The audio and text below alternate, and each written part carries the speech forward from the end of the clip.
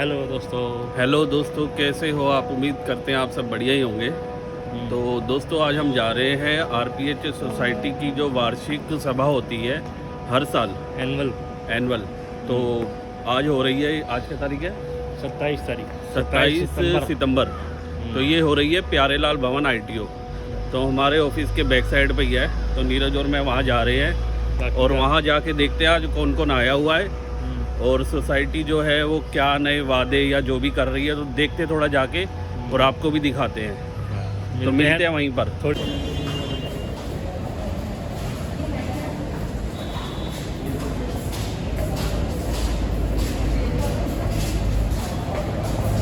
ये है हल।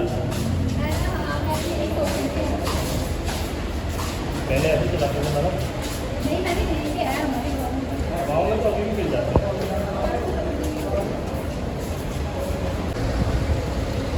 तो हम लोग पहुंच गए हैं यहाँ प्यारे लाल भवन, जो कि ये आईटीओ बत्ती पर ही है बिल्कुल। तो यहीं पर हो रहा है दोस्तों ये सोसाइटी का प्रोग्राम। तो चलते हैं अंदर, देखते हैं कितनी भीड़ आई हुई है और क्या क्या मतलब रिफ़्रेशमेंट वगैरह भी मिल रही है यहाँ पर। तो देखते हैं चल के।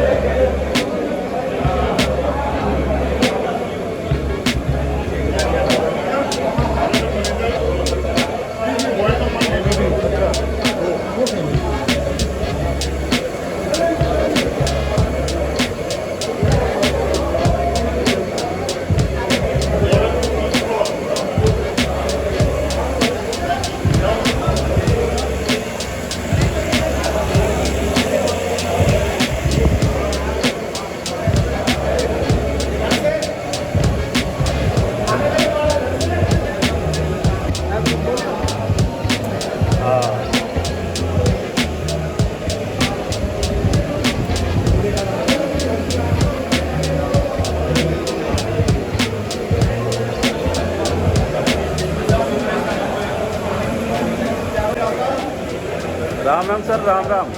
तो आने वाले इलेक्शन में दोस्तों ये चेहरा पहचान लो, इनको वोट डालना है आपने। तो बोलो सर, कुछ बोलो।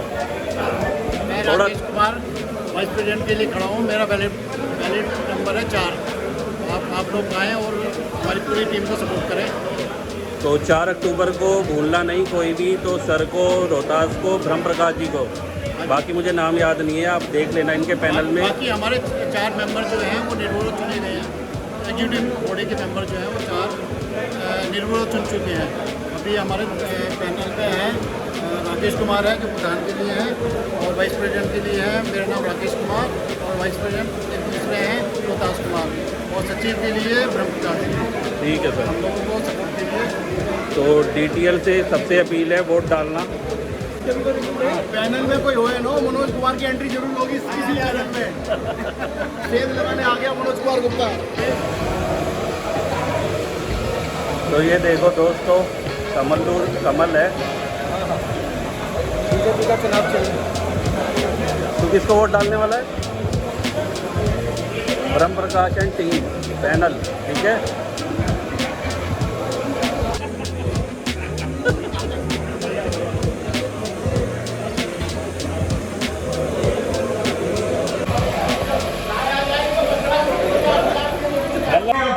कहते हैं चुभता हो कुछ आंखों में, चुभता हो कुछ आंखों में, जो सच है मगर हम जमाने से तब डरते हैं। तो हम तो सच्ची बात बोलते हैं, आपको बुरी लगे अच्छी लगे जो भी लगे। कई बार आप इम्प्लीमेंट करते हैं, कई बार छोड़ भी देते हैं। तो जो हर बार हमारा पॉइंट रहता है वो आप माने ना माने सुधार देना हमारा फर्ज है। जो बैंक का टाइमिंग है वही टाइमिंग हमारे सोसाइटी के रहने चाहिए। 10 से 5 बजे का टाइम रहना चाहिए सोसाइटी का, क्योंकि काफी लोग शिफ्टों में ड्यूटी करने के बाद आते हैं तो यहाँ पे आपकी सोसाइटी बंद मिलती है, क्योंकि 11 बजे का टाइम रखा हुआ है इन्होंने।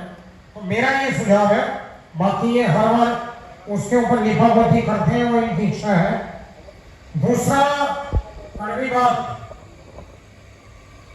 6 लोगों को इन्होंने रखा हुआ टोटल, तो इतनी बड़ी सोसाइटी हो रही नहीं है ये, और इतना काम भी नहीं रहा है। आजकल सेट से लेके मोबाइल ऐप से लेके हर चीज अवेलेबल है, तो जो रेगुलर एम्प्लॉई है उनको हटा दिया जाए, उनको ना रखा जाए, ये मेरा सुझाव है। जो रेगुलर एम्प्लॉई है और यहाँ भी काम कर रहे हैं उनको भी रखना है यहाँ, क्योंकि क्यों खर्चा कर रहे हैं डेवलपमेंट में, मेरा ये सुझाव है। जो भी रेगुलर एम्प्लॉई यहाँ पे काम कर रहा है उनको रखने की आवश्यकता नहीं है। आईटी में भी एक बंदा काम कर रहा है, हाँ ये कि वो बाकी तनख्वाह ले रहे हैं हर महीने, कोई 8,000 ले रहा है, कोई 10,000 ले रहा है, प्रेसिडेंट भी ले रहा है, वाइस प्रेसिडेंट भी ले रहा है। ये हमारी सोसाइटी की में कटौती की जाए, मेरा ये सुझाव है। बाकी आप जैसा बोलेंगे वैसा, और इस पे अगर आपका अगर मत हो तो हाथ खड़े भी कर सकते हैं, क्योंकि जो रेगुलर एम्प्लॉय डीटीएन या आईपीएस में काम कर रहे हैं तो उनको क्या जरूरत है यहाँ से पैसे लेने की। बाई लॉज में कितने साल प्रेसिडेंट रहेगा, कितने साल वाइस प्रेसिडेंट रहेगा, कितने लोग आपके टोटल है, किसी को बताओ तो सही।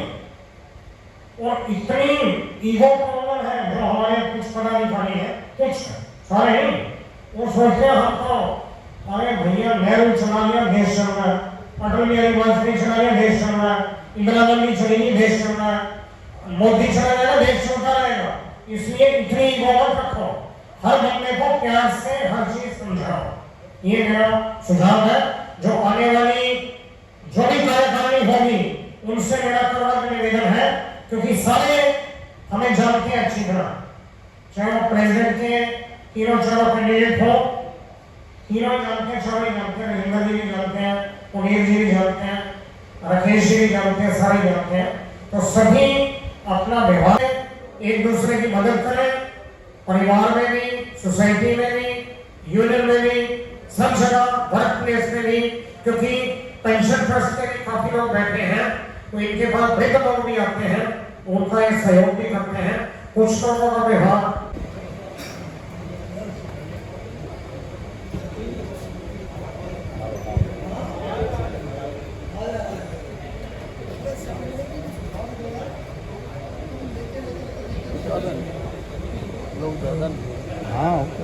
सोसाइटी के सम्मानित अधिकारियों को मेरा नमस्कार, साथियों को नमस्कार। जो सोसाइटी के टाइमिंग की बात भाषण में कही है ना कि 10 से 5, जिनकी ड्यूटी 9 से 5:30 है वो सोसाइटी के बारे में, तो सोसाइटी का टाइम चेंज नहीं किया जाए, मेरी रिक्वेस्ट है। 9 से 5:30 सब सहमत से। दूसरा, मैंने कई बार ट्राई किया है, तो मैं कुछ साथ को या अंकल जी को फोन करता हूँ, तो फोन एक नया ले है, सोसाइटी की स्थिति बहुत अच्छी है, नया फोन ले है। तीसरा क्या है कि एक सोसाइटी है आईपी सोसाइटी और सादा सोसाइटी। इंश्योरेंस वाला जो मुद्दा है, जो इंश्योरेंस पिछली बार मीटिंग में डिसाइड हुआ था कि जो बंदा नया कट लोन वापस लेगा उसके ऊपर 1.25% वो भी इम्प्लीमेंट कर दिया गया है, ठीक है ना। वैसे अगर आप आरसीएस में देखेंगे, आरसीएस में कट लोन के हिसाब से कुछ नहीं है, रजिस्ट्रार कोऑपरेटिव सोसाइटी के हिसाब से पूरा लोन दोबारा रिन्यू होता है, पुराना लोन चुकता है, नया लोन रिन्यू होता है, दोबारा से पूरा लोन नया मिलता है। इसलिए वो पहले पूरा लोन लिया जाता था, लेकिन पिछली बार की मीटिंग के बाद ये हुआ था कि चलो इसको जो कट लोन है उसको 1.25% और मैक्सिमम लिमिट वही रखी गई थी जो पहले चल रही थी। इसी तरीके से अब अगर 3 लाख का लाभ 3 लाख का जो प्रस्ताव हमने दिया है उस पर भी मैक्सिमम इंश्योरेंस का अमाउंट 3 लाख रुपए रखा गया है। अब एक बात आई उसकी अलग अलग रेट की। जनरली सोसाइटी में 2 तरह के रेट होते हैं, 2 तरह के लोन होते हैं, लेकिन रजिस्ट्रार और कोऑपरेटिव सोसाइटी के अप्रूवल के लिए एक हमने नए तरह का लोन शुरू किया था। जैसे हाउसिंग लोन अलग होता है, पर्सनल लोन अलग होता है, इसी तरह एक्स्ट्रा ऑर्डिनरी लोन शुरू किया था। और उसको डिफरेंशिएट करने के लिए, और क्योंकि नया लोन जाने पर रिस्क भी बढ़ता है, जिसके ऊपर ज़्यादा ऑब्वियसली आदमी पहले कम रेट ऑफ इंटरेस्ट वाला लोन लेता है तो वो पहले बड़ा लोन लेगा, इमरजेंसी लोन लेगा, एक्स्ट्रा ऑर्डिनरी को लास्ट में आएगा तो उसको लेना पड़ेगा। और उससे जो है सोसाइटी में भी थोड़ा सा रिस्क तो बढ़ता ही है डेथ केस में इंश्योरेंस का भी। इसलिए रेट ऑफ इंटरेस्ट ज़्यादा रखा गया था ताकि वो लोन दूसरे लोन से डिफरेंशिएट हो। हाँ, अगर मेरे सदस्य चाहते हैं तो हम ये कर सकते हैं कि वो उस पर 6 है, हम उसको 1 अप्रैल से 6.60% कर देंगे। वो भी मैं मतलब अपना सुझाव दे रहा हूँ, लेकिन नई कमेटी डिसाइड करे या यहाँ रखना चाहते हैं वो आप देंगे। 6.60 कर सकते हैं। वहाँ 2 तरह के लोन है ना सर, वहाँ 2 तरह के लोन है, हम 3 तरह के लोन दे रहे हैं। थोड़ा सा डिफरेंस करना पड़ेगा। लेकिन हम तो सारे काम साइनिंग है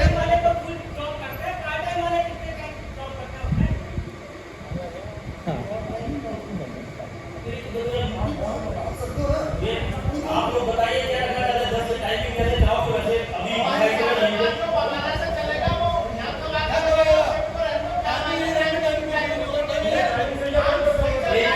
एक मिनट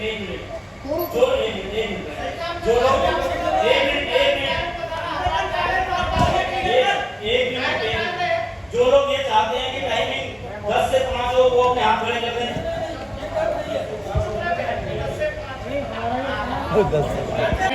11 से 6:30 बैठते हैं क्या? बैठते हैं वो नहीं, जो करंट एम्प्लॉई कैसे करेगा अपने पास? हाँ, अरे पहले रुक जाओ यार, बात तो करो, एक मिनट करो। आपके पास 6 एम्प्लॉई है, 6 के 6 एम्प्लॉई 11 से 6:30 बैठते हैं आपके पास? ये बताओ किसको सैलरी की जरूरत नहीं है?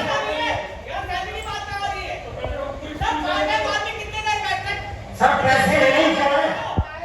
क्यों रखते हैं? रखने नहीं हो।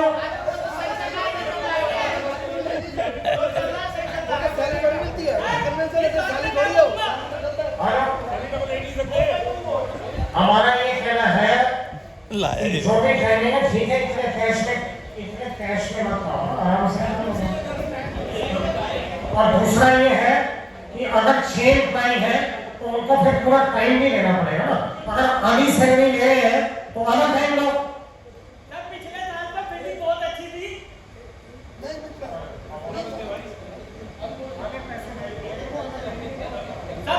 अगर टाइमिंग की बात आती है घर में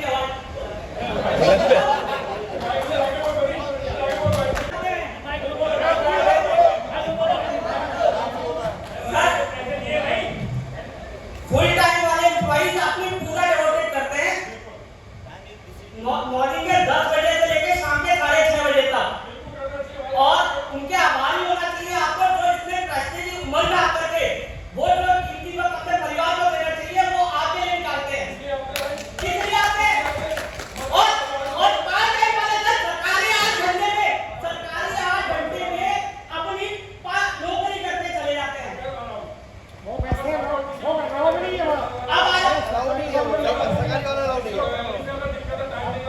ऑफिस टाइम में पैसे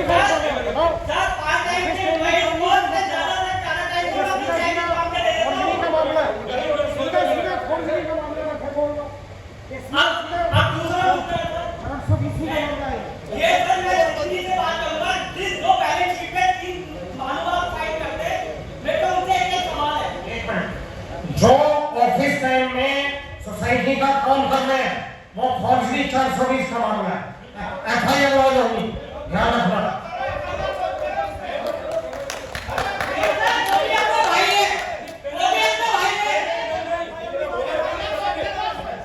पहले सबसे पहले हम पढ़ाएंगे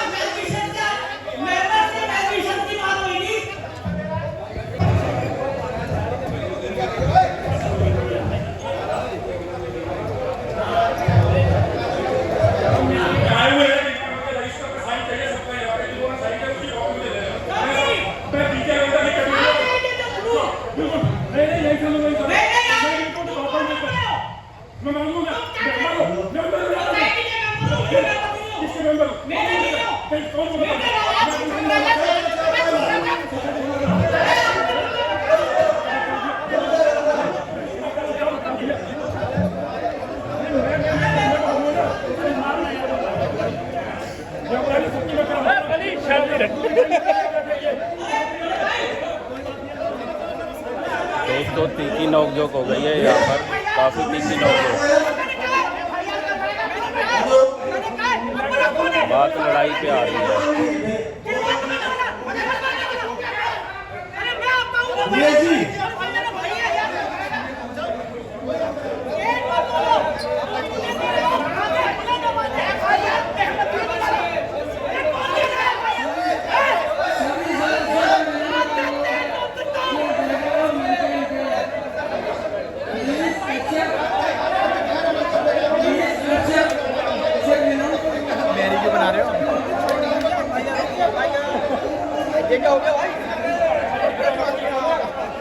बनाए रखे, जिसने जो कुछ करना है वो सोच कर आया पहले से।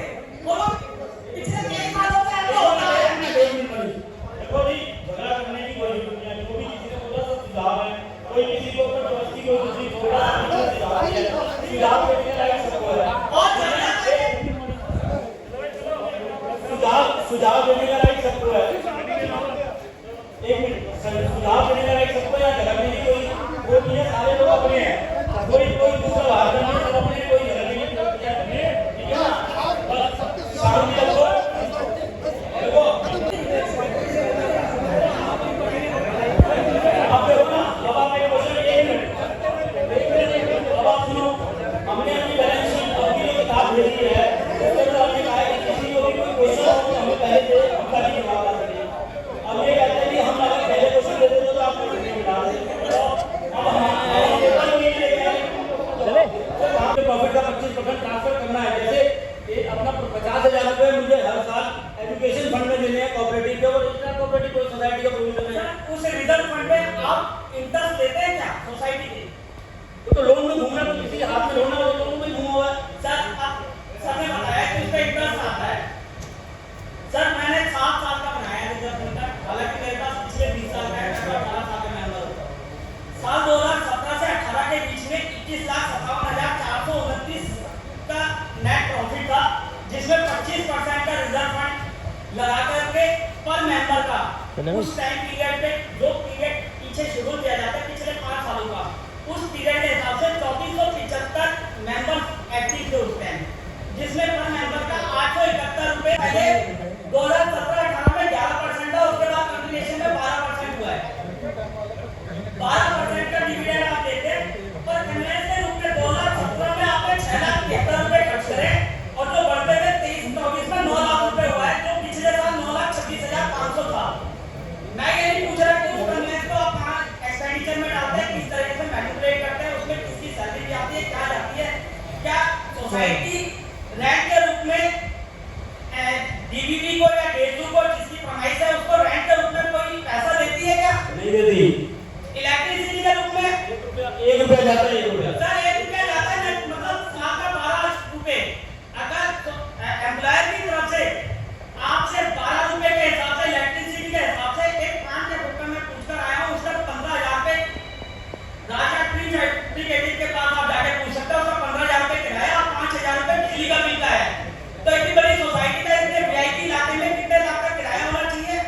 तो इस प्रकार से ये डिविडेंड वो भाई भी सारे मेरे से नहीं, तो आप भी कहानी आपके साथ नहीं सर, आपके साथ नहीं, आपने जरूर देखा है।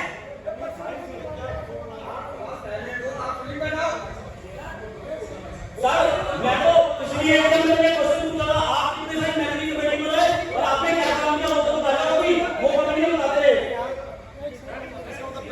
अपने टाइम पे काम बताओ ना, आपने क्या किया। एक मिनट, जो आपने पार्लियामेंट की बात कर दी है, एक मिनट, ये जो बात सवाल वहाँ जवाब उनके दिए जाते हैं, इनके कंस्ट्रक्टिव बेसिस होते हैं, ठीक है, और उनका जवाब दिया जाता है। अगर इनकी इसमें कोई गलती है, ये हैव टू एक्सेप्ट इट, उनको स्वीकार करना पड़ेगा कि गलत है कि गलत है। पर आप उस बात को किसी तरह से सिर्फ इसलिए कि मैं समझता हूँ, मेरा लॉजिक है, वो इतने सारे लोग बैठे हैं भाई, कई बार सही लॉजिक भी बहुत सारे लोगों के लॉजिक है। अगर आपको लगता है इनमें से कोई भी आदमी ऐसा है जिसका कोई पर्सनल इंटरेस्ट है, जिसका कोई पर्सनल ईगो है, अपना पोस्ट जुड़ा दिया आपने, तो मेंबर जिता दिया आपने, ट्रेजरर का पोस्ट जिता लिया आपने। व्हाई आप आते हैं लड़ते हैं, आपके सवाल कंस्ट्रक्टिव थे, आप अकेले होते 20 वोट में पड़ते हैं, आपको लगता है ना 20 लोगों ने आपके साथ साथ दिया है। मैं कह रहा हूँ, मैं ये नहीं कह रहा आपके सवाल गलत है, हो सकता है आपके सवालों में 100% रेलेवेंस हो, मगर वो हमसे संबंधित होने चाहिए, आपके पर्सनल नहीं होने चाहिए। आपके पर्सनल है, you go direct to them, don't waste their time. आपको सवाल दिया गया था, आपको पहले कहा गया था, वो मतलब ही नहीं है मीटिंग करेगा, सवालों की मीटिंग थोड़ी हो सकती है, फैक्ट्स को आप कैसे कैलकुलेट कर सकते हैं? ठीक है, आप अपना दृष्टिकोण पूरा कीजिए, लोगों को और भी बहुत काम है भाई, उस दिन थैंक यू। ये पहले भी एक्टिव मेंबर रह चुके हैं, इनको सोसाइटी की वर्किंग के बारे में सब कुछ पता है। अगर उसको देखते हुए भी ये कुछ कह रहे हैं तो उनके सुझावों पर विचार किया जा सकता है, और निकट भविष्य में जब सोसाइटी की अगली एजीएम हो तो उनको जो भी अपने सुझाव देने हैं या कुछ ऑब्जेक्शंस हैं वो रिटर्न में टाइम पीरियड जो ब्रेक होता है उसमें नोटिस देंगे, उसमें सोसाइटी में करें, जिससे कि पूरा कोई प्रॉपर्ली ये तय किया जा सके। अब ये एक क्या है, सबसे मीटिंग होती है, और भाई मीटिंग होती है तो आप भी मीटिंग कर लो, उसमें कोई मना नहीं है, और आपके हर एक सुझाव को जो माननीय होगा उसको हमेशा से स्वीकार करने के लिए। तो और मेरा सभा को समाप्त करने के लिए मैं श्री राजेंद्र प्रेसिडेंट जी से अनुरोध करता हूँ तो अपने सबको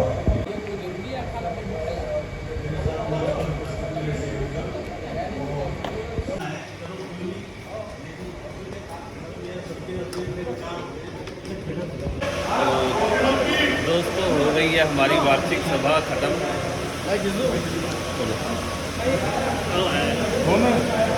हमारी वार्षिक सभा राजघाट सोसाइटी की अभी हो गई है खत्म। तो काफ़ी तीखी नोकझोंक हो गई थी अंदर, हमें तो लगा अभी कुर्सी वुर्सी उखाड़ के फेंकने वाले हैं लोग, लेकिन कितना हो गए थे लेकिन तभी ना संभल गया मामला। तो ऐसा नहीं होना चाहिए, बात सिर्फ बात से ही ख़त्म होनी चाहिए। तो ठीक है, बाकी सब कुछ सही से निपट गया। तो करते इस ब्लॉग को यहीं पे ख़त्म। तो मिलेंगे आपसे DTL के किसी और धासु ब्लॉग के साथ। Bye bye.